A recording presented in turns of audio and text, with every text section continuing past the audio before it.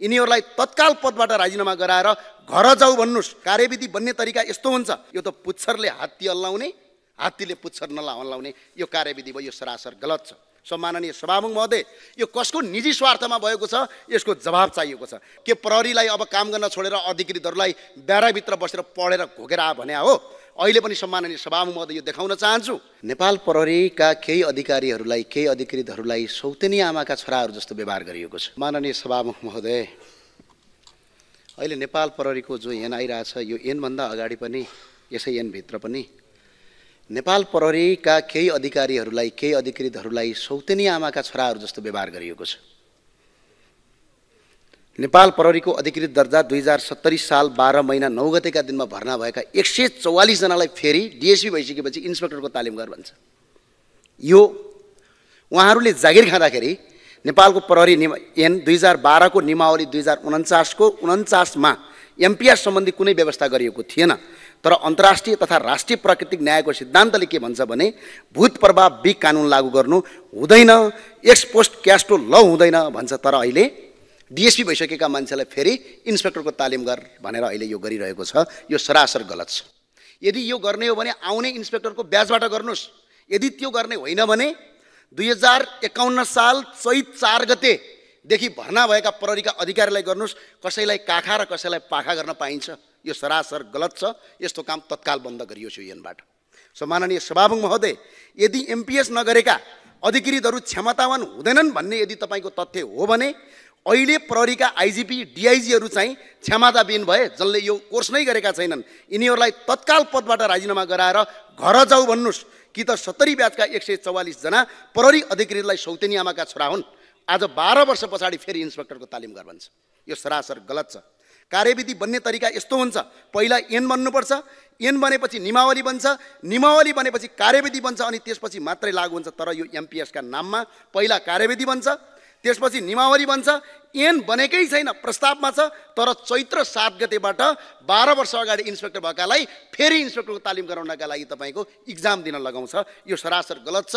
करिब 18 करोड रुपियाँ खर्च गरी फिल्ड खाली गरी 12 वर्ष अगाडि इन्सपेक्टर भएकालाई फेरि इन्सपेक्टरको तालिम गराउँदै यो त पुच्छरले हात्ती हल्लाउने, हात्तीले पुच्छर नहल्लाउने यो कार्यविधि भयो, यो सरासर गलत छ। सम्माननीय सभामुख महोदय, यो कसको निजी स्वार्थमा भएको छ, यसको जवाब चाहिएको छ। संसारमै नभएको कानुनी मान्यता विपरीत अहिलेका प्रहरीका आइजिपी र केही अधिकारीले आफ्नो निजी स्वार्थमा 12 वर्ष अगाडिका जल्लाबल्ला राष्ट्र सेवकको भविष्य बर्बाद पार्ने एउटा नयाँ नीति बन्दैछ। यो एमपीएस स्टाफ कोर्स तालिम कुनै पनि देशका तपाईँको सिभिल प्रहरीमा छैन। यो अर्धसैनिक बल हो। के प्रहरीलाई अब काम गर्न छोडेर अधिकृतहरूलाई ब्याराभित्र बसेर पढेर घोकेर आ भने हो? अहिले पनि सम्माननीय सभामुख महोदय यो देखाउन चाहन्छु, नेपालको संविधानको 2072 को धारा 20 को उपधारा 1 ले यो गैर कानुनी हो भन्छ। संविधान बाजिएको छ। त्यही भएर सम्माननीय सभामुख महोदय के भन्छ यसले? कसैलाई उसले गरेको कुनै कार्य वा नगरिएको कुनै पनि कार्यका लागि त्यस्तो कार्य वा नगरिएको कार्य भएको समयमा लागू कानुन बमोजिम सजाय दिन सकिनेछ। तर पछि बनेको कानुनको आधारमा कुनै पनि व्यक्तिलाई सजाय दिन सक्ने छैन भन्ने कुरा नेपालको संविधानको 2072 को धारा 20 को उपधाराले सम्म बातचित गरेको कुरा निजी स्वार्थमा आज तपाईँको प्रहरीहरूको अधिकृतको भविष्य बर्बाद गर्ने कुरा आउँदैछ। यसको जवाफ हामी यो संसदबाट गृहमन्त्रीजीलाई माग्छौँ र अनुरोध पनि गर्छौँ, यस्ता गैर कानुनी कामहरू अगाडि नबढाइयोस्। आज राष्ट्र सेवकहरूलाई फिल्डमा काम गर्नुको सट्टा ब्यारकभित्र गएर तिमीहरू आनन्दले बस भनेर यस्तो नगर्नु। संसारको कुनै पनि देशको प्रहरीमा छैन, सिभिल प्रहरीमा। यो त अर्धसैनिक बल। सम्माननीय सभामुख महोदय, संविधान बाजिने, निजी स्वार्थ बाजिने काम अगाडि नबढोस्, यही भन्न चाहन्छु, यही अनुरोध गर्न चाहन्छु। हस्, धन्यवाद। जय राष्ट्रवाद, जय नेपाल। सभामुख महोदय, नेपाल प्रहरी सम्बन्धी कानुनलाई संशोधन गर्न तथा एकीकरण गर्न बनेको विधेयकमाथि हामी प्रारम्भिक छलफलमा छौँ। सभामुख महोदय, यो 2012 साल पछाडि, धेरै वर्ष पछाडि, झन्डै 70 वर्ष पछाडि नेपाल प्रहरीलाई आज सुव्यवस्थित बनाउने, जनताको एउटा सारथीको रूपमा विकास गर्ने, कानुन सम्मत रूपले हिँडाउने र कानुनी राज्यको स्थापना अनुरूप अगाडि बढाउने उद्देश्यका साथ नेपालको संविधान अनुसार यसलाई संसदमा संशोधन गरेर विधेयक ल्याउनु भएकोमा म माननीय गृहमन्त्री र नेपाल सरकारलाई धन्यवाद दिन चाहन्छु। नेपालमा प्रहरीको भूमिका वास्तवमै असाध्यै सराहनीय छ। कतिपय अवस्थामा बाहेक कहिलेकाहीँ छिट्टपुट्ट घटनाहरू पनि भएका छन्। एउटाले च्याप्प समात्ने, फुली लगाइदिने, भोलिपल्ट अर्कोलाई पठाइदिने पद्धति पनि देखिएका छन् विगतमा। तर यो परम्परालाई रोक्नुपर्ने जरुरी थियो। कानुन सम्मत रूपमा, नियम सङ्गत रूपमा प्रहरीलाई कसैको स्वविवेकी अधिकार भन्दा पनि स्वचालित रूपमा सञ्चालन गर्ने पद्धतिको विकास गराउनु आजको आवश्यकता हो। नभए जो मन्त्री भयो, मन्त्रीको इच्छा अनुसार चल्ने पद्धतिको विकास भयो भने कानुन अनुसार प्रहरी चलेको देखिँदैन। वास्तवमा 2012 सालमा निर्माण गरेको कानुन परिवर्तन गर्न आवश्यकता थियो। कतिपय अवस्था प्रहरीको मनोबल गिराएर राजनीति नेतृत्वले आफ्नो स्वार्थ अनुसार प्रहरीलाई परिचालन गर्ने पद्धतिको विकास भएको थियो। यसलाई एउटा कानुन सम्मत रूपमा लानका लागि यो विधेयक ल्याएको छ। यसका लागि म धन्यवाद दिन चाहन्छु। मैले फेरि पनि भने, नेपाल प्रहरी हिजोका दिनमा कतिपय घटनामा साउथ एसियाकै सबभन्दा उत्कृष्ट प्रहरीको रूपमा स्थापित भएको थियो। तर यसलाई पनि कहिलेकाहीँ मन्त्रीहरूले आफ्नो इच्छा अनुसार प्रहरीले हाई जम्प र लङ जम्प गर्ने पद्धतिको विकास भयो। सिनियरलाई नगर्ने, जुनियरलाई गर्ने, कार्यदक्षता र योग्यतालाई नगर्ने, त्यसमा पनि चाकडीलाई गर्ने परम्पराको विकास भयो। त्यसलाई अन्त्य गर्नका लागि पनि हामीले एउटा कानुन ल्याउनु पर्ने जरुरी थियो र यसलाई अझ व्यवस्थित गरेर कार्यदक्षता मात्र, इमानदारिता मात्र होइन, ज्येष्ठतालाई पनि आधार मानेर काम गर्ने शैलीलाई पनि आधार गरेर मानेर यसलाई प्रमोसनको पद्धतिमा लानुपर्ने आवश्यकता छ। त्यसमा सरकारले ध्यान जाओस् भन्ने म अनुरोध गर्न चाहन्छु। सभामुख महोदय, नेपाल प्रहरी सरकारका मात्र होइन, नेपालको एउटा यस्तो अङ्गको रूपमा विकसित होस्। कोही मन्त्री आउने बित्तिकै कसैलाई तर्साउन र थर्काउनका लागि प्रयोग गर्न यो पद्धतिको अन्त्य होस्। कहिले सिआइबीका नाउँमा यिनीहरूले गरेका कामहरू उत्कृष्ट छन्। अझ राम्रो काम गर्नका लागि हामीले मनोबल उच्च बनाउने कामका लागि हामीले प्रयत्न गर्नुपर्छ र नियममै यसको व्यवस्था गर्नुपर्छ भन्ने अनुरोध गर्न चाहन्छु। सभामुख महोदय, मैले फेरि पनि भने, यसलाई अझ उत्कृष्ट सङ्गठन निर्माण गर्नका लागि, मनोबल उच्च बनाउनका लागि सरकार र मन्त्रीको दासका रूपमा होइन, कानुनको दासका रूपमा अगाडि बढाउने पद्धतिको विकास भयो भने भोलि नेपालको प्रहरी अझ अगाडि जानेछ। फेरि पनि हामी अनुरोध गर्न चाहन्छौँ, सशस्त्र प्रहरी र प्रहरीलाई एकै खालका जस्तो बनाएर लाने पद्धति अन्त्य होस्। नेपाल प्रहरी, नेपाली सेना, सशस्त्र प्रहरी, राष्ट्रिय अनुसन्धानलाई सबैलाई एकीकृत रूपमा व्यवस्थित गरेर सबैलाई एक आपसमा समन्वय गरेर अगाडि जानका लागि यो कानुन निर्माण गर्न सफल रहौँ। हामी दफावार छलफलमा र समितिमा आएपछि विस्तृत रूपमा यसलाई छलफल गरौँला। प्रारम्भिक रूपमा यसलाई एउटा व्यवस्थित गर्न मन्त्रीले यो विधेयक ल्याउनु भएकोमा म धन्यवाद दिन चाहन्छु। धन्यवाद। सम्माननीय सभामुख महोदय, नेपालको लोकतान्त्रिक शासन व्यवस्थालाई अझ सुदृढ बनाउँदै विधिको शासनलाई प्रभावकारी रूपमा कार्यान्वयन गर्न सुरक्षा निकायहरूको संरचना, परिचालन र उत्तरदायित्वलाई पुनः परिभाषित गर्नु आजको आवश्यकता हो। हाल कार्यान्वयनमा रहेको प्रहरी ऐन 2012 समय सापेक्ष सुधारको माग गर्दै आएको छ। तर यसलाई अद्यावधिक नगर्दा प्रहरी सङ्गठनको व्यावसायिकता, पारदर्शिता र सेवा प्रभावकारितामा गम्भीर चुनौतीहरू देखिएका छन्।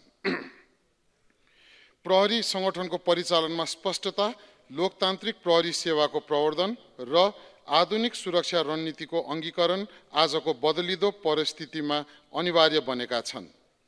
त्यसैले यो सम्मानित संसदबाट नयाँ प्रहरी ऐनलाई आधुनिक, व्यावसायिक र उत्तरदायी प्रहरी सङ्गठन निर्माण गर्ने दिशामा अघि बढाउन आवश्यक छ। सम्मान्य सभामुख महोदय, अब म ऐनमा समावेश गरिनुपर्ने 3 मुख्य विषयहरू स्पष्ट रूपमा प्रस्तुत गर्न चाहन्छु। 1. प्रहरी सङ्गठनको परिचालन, कार्यविभाजन र अनुसन्धान प्रक्रियामा स्पष्टता। प्रहरी सङ्गठनको दैनिक परिचालन प्रहरी प्रमुखकै अधिकार क्षेत्रभित्र रहनुपर्छ। प्रशासनिक हस्तक्षेपले प्रहरी सेवाको व्यावसायिकता कमजोर बनाउने अनुभवलाई मध्यनजर गर्दै सङ्गठनात्मक कमान्ड संरचनालाई बलियो बनाउनुपर्छ। साथै सुरक्षा निकायहरूबीच स्पष्ट कार्यविभाजन आवश्यक छ ताकि दोहरापन, अनावश्यक प्रतिस्पर्धा र गैर जिम्मेवारीपन अन्त्य होस्। निजी सुरक्षा प्रदायकहरूको अनियमित विस्तारलाई समेत कानुनी रूपमा नियमन गर्नुपर्ने आवश्यकता छ। अनुसन्धान प्रक्रियामा निजामती प्रशासन वा अर्धसैनिक बलको हस्तक्षेप रोक्न आवश्यक छ, किनकि अनुसन्धान विशेषज्ञता आवश्यक पर्ने कार्य हो। 2. लोकतान्त्रिक प्रहरी प्रणाली उत्तरदायी र प्रभावकारी कार्य सम्पादन मूल्याङ्कन। नयाँ ऐनले प्रहरी सङ्गठनलाई लोकतान्त्रिक प्रहरी सेवा डेमोक्रेटिक पोलिसिङ अनुरूप बनाउनुपर्छ, जसमा पारदर्शिता, नागरिक मैत्री व्यवहार र जवाफदेहितालाई केन्द्रमा राख्नुपर्छ। प्रहरी परिचालनमा दोहोरो कमानको हस्तक्षेप विधिको शासन विपरीत हुने भएकोले प्रहरी प्रमुखलाई स्पष्ट परिचालन अधिकार दिनुपर्छ। कार्य सम्पादन मूल्याङ्कन सङ्गठनभित्रकै अधिकारीहरूले गर्नुपर्ने प्रावधान राख्नुपर्छ, ताकि बाह्य हस्तक्षेपले प्रहरी सेवाको व्यावसायिकता नबिगारोस्। 3. आधुनिक सुरक्षा रणनीति, आयुक्तीय प्रहरी प्रणाली र सामुदायिक प्रहरी सेवा। उच्च जनघनत्व भएका शहरी क्षेत्रमा आयुक्तीय प्रहरी प्रणाली कमिसनरेट पुलिस सिस्टम लागू गर्नुपर्छ, जसले स्थानीय प्रशासनको कार्यबोझ कम गर्दै कानुनी कार्यान्वयनलाई प्रभावकारी बनाउँछ। साथै प्रहरीलाई समुदायसँग अझ नजिक ल्याउन सामुदायिक प्रहरी सेवा कम्युनिटी पोलिसिङलाई कानुनी संरचनामा स्थापित गर्नुपर्छ। नागरिक प्रहरी साझेदारी बलियो भएमा अपराध न्यूनीकरण र समाजमा शान्ति स्थापनामा ठोस योगदान पुग्छ। सम्मान्य सभामुख महोदय, नयाँ प्रहरी ऐन केवल कानुनी सुधारको साधन नभई लोकतान्त्रिक शासन प्रणालीलाई सुदृढ गर्ने ऐतिहासिक अवसर हो। प्रहरी परिचालनको अधिकार संरचना स्पष्ट पार्दै अनुसन्धान प्रक्रियाको निष्पक्षता कायम राख्दै र नागरिक प्रहरी सम्बन्धलाई सशक्त पार्दै मात्र नेपालमा आधुनिक पेशागत र जनमैत्री प्रहरी सेवा सुनिश्चित गर्न सकिन्छ। धन्यवाद। नेपालको जय होस्। सभामुख महोदय, नेपाल प्रहरी कानुन संशोधन विधेयकमा केही सैद्धान्तिक विषय राख्न चाहन्छु। विधेयक ल्याउनु र बहुमतबाट पारित गर्नु सजिलो छ, विषयवस्तु देशको हितमा राख्नु सजिलो छैन। देश र जनताको निस्वार्थ रूपमा सेवा गर्न प्रहरी सेवाको कर्तव्य हुने गरी यहाँ उल्लेख हुनु जरुरी छ। विदेशी मुद्राको लोभमा फसाउने देशमा प्रहरीलाई प्रशिक्षण, तालिम र अध्ययनमा पठाउन नहुने यहाँ बन्दोबस्त हुनुपर्छ। खुला सिमाना विवाद भएको, जलस्रोत विवाद भएको, सीमा तस्कर अपराधी एवं अपराधीहरू लुक्ने देशमा र चेलीबेटी बेचबिखन हुने देशबारे प्रहरीलाई राम्रोसँग सचेत बनाउनु जरुरी छ। प्रहरीका कार्यालय सहयोगीदेखि नै अध्ययन सँगसँगै सिप तालिम दिनु यहाँ जरुरी छ र साथसाथै प्रहरी सेवामा रहँदा वा सेवापछि कृषि र उद्योगमा लाग्न सक्ने जनशक्तिको रूपमा तयार गर्नु जरुरी छ। प्रहरी सङ्गठन गठन प्रभावकारी बनाउन बसाइसराई जिल्लाभित्र मात्र सीमित हुन पाउने गर्नु उपयुक्त हुनेछ। सीमा अतिक्रमण रोक्ने र सीमा सुरक्षा पनि नेपाल प्रहरीको जिम्मेवारीमा दिनु आवश्यक छ। दोषीलाई नछाड्ने र अपराध करार गरी निर्दोषलाई दोषी ठहर्याउने काममा संलग्न नहुने प्रहरी सेवाको कर्तव्य हुनु आवश्यक छ। राज्य दोहन गर्ने माफियाहरू ठुलादेखि नै प्रहरीको आँखामा पर्नै पर्छ, नपर्ने स्थिति अन्त्य गर्नुपर्छ र वैदेशिक रोजगारीमा ठगी, जङ्गल मास्ने, सरकारी जग्गा र पोखरी कब्जा गर्ने, पुल भाँसिने गरी नदीजन्य उत्खनन गर्ने, चेलीबेटी बेचबिखन गर्नेहरू प्रहरीको आँखामा पर्नु जरुरी छ। प्रहरी सेवाको सफटमा देश र जनताको निस्वार्थपूर्वक सेवा गर्ने बेहोरा उल्लेख हुनु जरुरी छ। सरुवाको व्यवस्था दुर्गम र सुगम सबैतिर हुने प्रावधान जरुरी छ। सरकारले आफ्नालाई सधैँ सुगममा राख्ने र बढुवा गर्ने, विदेश तालिम पठाउने यो चाहिँ अन्त्य हुनुपर्छ। नक्कली शैक्षिक प्रमाणपत्रको आधारमा सरकारी सेवामा प्रवेश गरेकाहरूमाथि निर्मम रूपमा छानबिन र कारबाही हुनु आवश्यक छ। सबै जनताको घाँस बाँस कपास र उपचारको व्यवस्था भए सरकारी कर्मचारीको लागि अलग अलग बिमा उपचार खर्चको व्यवस्था गर्नुपर्ने छैन। सबै जनताको निम्ति स्वास्थ्य बिमा प्रभावकारी बनाउने र स्वास्थ्य बिमा अन्तर्गत जनताको उपचार गर्दै आएका देशभरिका अस्पतालहरूलाई भुक्तानी 11 अर्ब रुपियाँ दिन बाँकी अविलम्ब भुक्तानी गरिए सबैको हित हुनेछ। सरकारी राजस्व आम्दानीभन्दा चालु खर्च बढी छ। सरकारले निवृत्तिभरण व्यवस्थाको लागि आम्दानी बढाउनु जरुरी छ। अहिलेको अवस्था त्यो छैन। नेपाली जनताका सबै छोराछोरीलाई शिक्षा र स्वास्थ्य निशुल्क र देशभित्र रोजगारीको व्यवस्था भए कर्मचारीको लागि सन्तति वृत्ति र शैक्षिक वृत्ति छात्रवृत्ति अलग्ग व्यवस्था गर्नुपर्ने छैन। दान उपहार चन्दा आदि प्राप्त गर्न नहुने धेरै अगाडिदेखि कानुनमा उल्लेख भइरहेको हो, तर भ्रष्टाचार र कमिसन नियन्त्रण भएको छैन। सम्पत्ति विवरण बुझाउनु पर्ने प्रावधान औपचारिकता मात्र सीमित बनाउनु भएन। सरकारको आलोचना गर्न नहुने न्युमा कर्मचारीलाई सरकारमा गएका दलहरूको पिछलगु बनाउनु हुँदैन। राजनीति सबै नीतिको मूल नीति हो। कर्मचारीलाई निस्वार्थ रूपले देश र जनताको सेवा गराउन सरकारको गलत निर्णय उपर आलोचना गर्न दिनु जरुरी हुन्छ। धुलो धुवाँ ध्वनि रसायन प्रदूषण रोक्न प्रहरी र सरकारी कर्मचारीलाई स्वतः स्फूर्त रूपमा अघि बढ्न सक्ने बन्दोबस्त गर्नु जरुरी छ। आफ्नो भनाइ छुट्याउन आग्रह गर्दछु। अन्तर्राष्ट्रिय तथा क्षेत्रीय प्रहरी संगठनमा सहभागी हुने न्युमा हतियार र सेनाको भरमा एउटा देशको सार्वभौमिकता, अर्थतन्त्र र बजार कब्जा गर्ने देशको पछि लाग्न नहुने प्रहरी संगठन बनाउनु जरुरी छ। धन्यवाद। नेपाल प्रहरी सम्बन्धमा कानुनलाई संशोधन र एकीकरण बन्न लागेको विधेयकको छलफलमा हामी सहभागी छौँ। यो स्वागत योग्य कुरा हो, तर यसमा केही सामान्य सभामुख मार्फत म माननीय मन्त्रीज्यूको केही ध्यान आकर्षण गराउन चाहन्छु। यो सुरक्षा फोर्ससँग सम्बन्धित भएको हुनाले यो विशिष्ट चरित्रको र संवेदनशील क्षेत्रको समेत रहन गएको पृष्ठभूमिलाई मध्यनजर गर्दै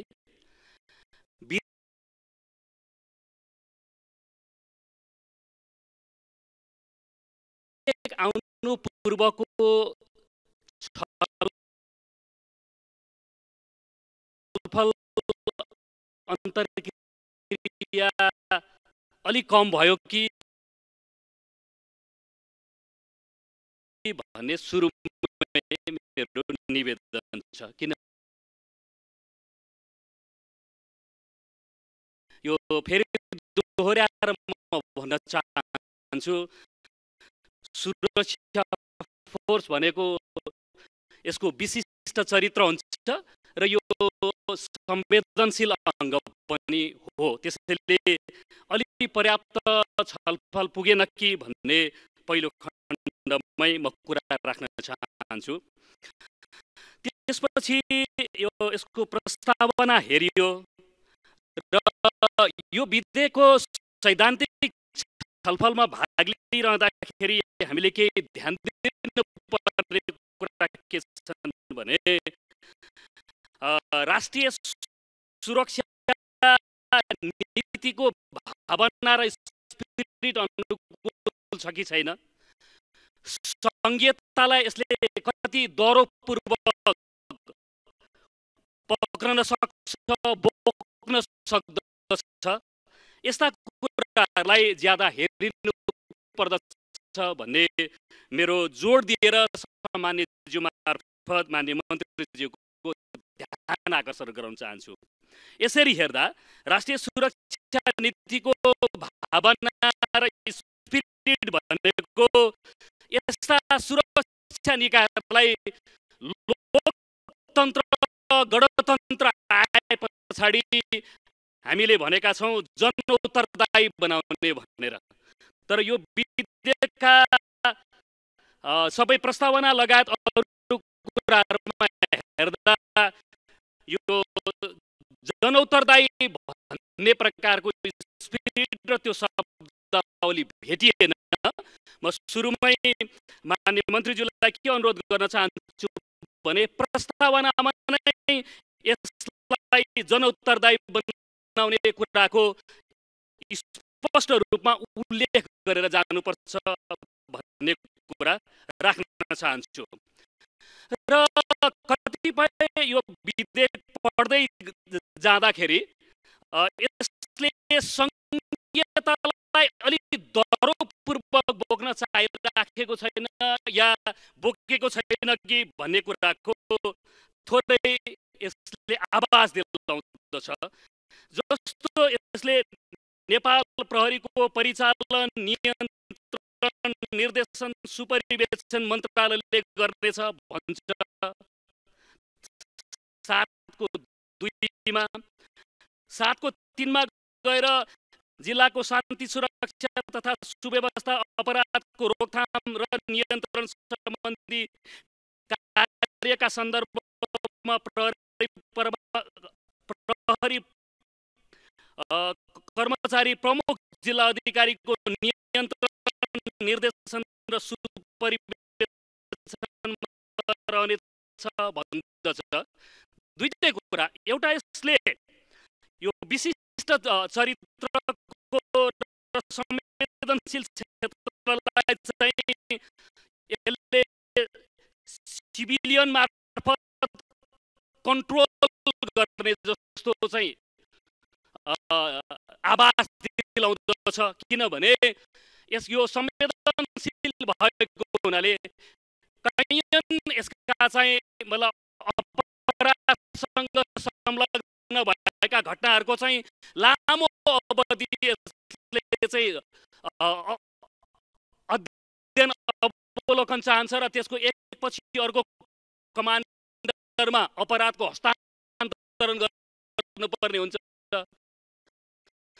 तर यता सिभिलियनहरू जाँदाखेरि चाहिँ फेरि त्यसको चेन अफ कमान्ड चाहिँ रहँदैन। यसरी हेर्दा समग्र पोलिटिकल कमान्ड र प्रशासनिक हिसाबले कमान्ड र निर्देशन ठिकै छ, मन्त्रालय या प्रमुख जिल्ला अधिकारीले गर्ने कुरा। तर फेरि चेन अफ कमान्डलाई भत्किन दिन चाहिँ हुँदैन। यो विधेयकले चेन अफ कमान्डलाई पनि भत्काउँछ। यसरी हेर्दा अर्को कुरा भनेको सिभिलियन कन्ट्रोलको चाहिँ बढ्ता स्पिरिट देखिन्छ। यो दुईटै कुरालाई यसलाई हल गर्नुपर्छ र हटाउनु पर्दछ भन्ने कुरा छ। अर्कोतिर के पनि आशंका गर्न सकिन्छ भने यसले चाहिँ पुलिस फोर्सलाई राजनीतिक साधन अर्थात् पोलिटिकल टुल्सका रूपमा लान खोजेको भनेर आरोपित गर्न पनि सकिन्छ। त्यसैले यसलाई राज्यका रूपमा र व्यावसायिक सङ्गठनका रूपमा अझ ज्यादा आजको प्रतिस्पर्धा, आजको बजार स्थिति सबै कुराबाट हेर्दा साधन सम्पन्न बनाउने, यसको दक्षता अभिवृद्धि गर्नका निमित्त तालिम लगायतका उसका चाहिँ आन्तरिक क्षमता अभिवृद्धि गर्नका लागि जोड दिने, ध्यान दिने यस्ता कुराहरूमा ख्याल गरिनुपर्छ भन्ने कुरामा राख्न चाहन्छु। सरुवा र काजमा स्पष्ट मापदण्डको व्यवस्था गर्नुपर्दछ। बढुवाको मूल्याङ्कनको अङ्क दिने कुरामा चाहिँ सिनियरिटीलाई तल लगिएको छ, त्यसो गर्नु हुँदैन। सिनियरिटी नै प्रथम मूल्याङ्कनको आधार बनाइदिनुपर्छ। विशिष्टकृत ब्युरोहरूको चाहिँ ऐनमै व्यवस्था गर्नुपर्छ। स्वास्थ्य बिमाका बारेमा बोलिएको छ, तर त्यो अनिवार्य राज्यको दायित्व बनाउनु पर्छ। किनभने तल्लो तहका सङ्ख्या ज्यादा छ र उभिएर ड्युटी गर्न पर्ने र अरू रोगका जोखिमहरू बढ्ने कारणले र तल्लो तहका जवान तथा अधिकृतहरूको स्वैच्छिक अवकाशमा जाँदा गोल्डन ह्यान्डसेक लगायतका प्रभावकारी प्रावधानहरूको व्यवस्था गर्नुपर्दछ। बाँकी दफावार छलफलमा संशोधनका माध्यमबाट यो विधेयकलाई समृद्ध बनाउन योगदान गर्ने प्रतिबद्धताका साथ आफ्नो भन्नुलाई अन्त्य गर्छु। धन्यवाद। लाल सलाम।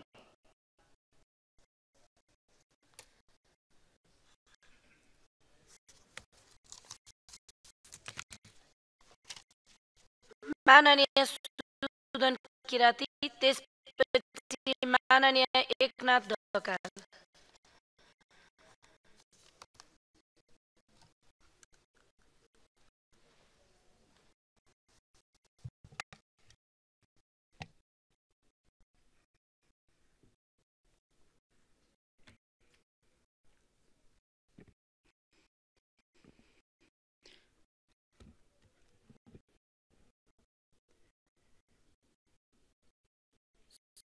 सम्माननीय सभामुख महोदय,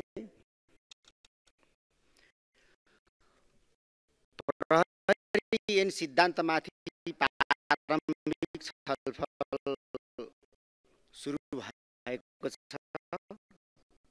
सर्वप्रथम त मन्त्रालय र मन्त्रीज्यूप्रति धन्यवाद व्यक्त गर्न चाहन्छु। सुरक्षा निकायको परिभाषा, सीमा र दायरा सिद्धान्तमा स्पष्ट गर्नुपर्छ, नत्र अन्यल आउँछ।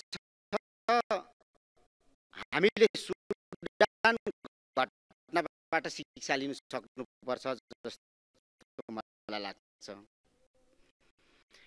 चेन अफ कमान्ड अन्तर्गत चल्ने बनाउनुपर्छ। निजामती र तल सिडिओबाट सञ्चालित प्रहरीले संस्थागत रूपमा स्वायत्तता, सेवामा गुण र इतिहासको गौरव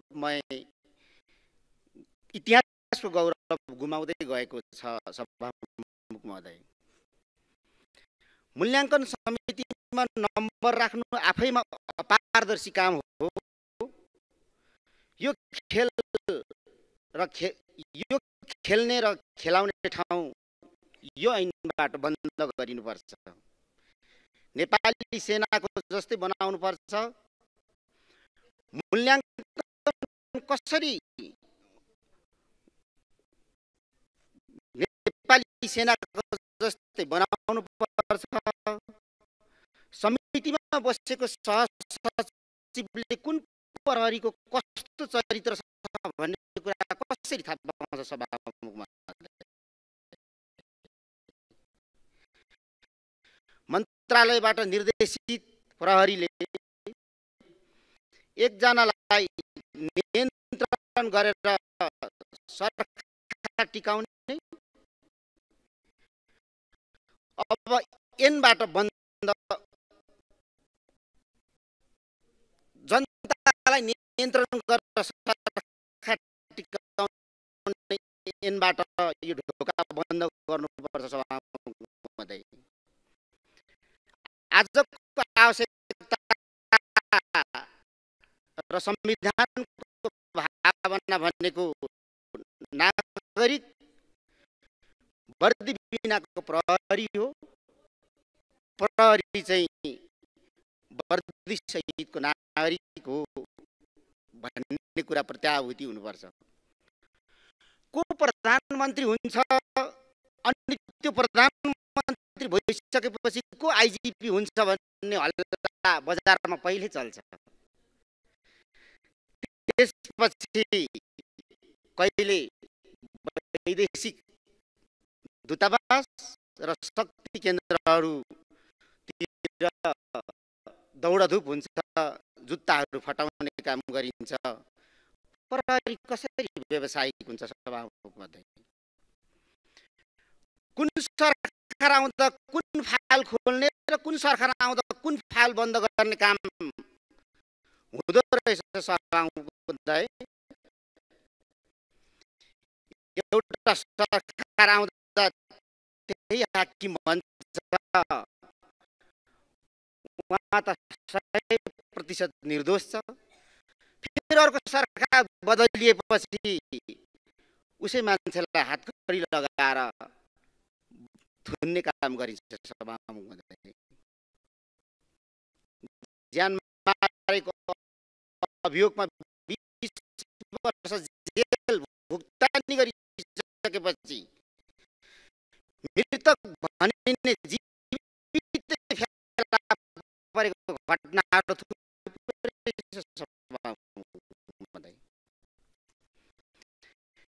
गाउँमा चौकी मार्फत भ्रष्टाचार पुगेको छ।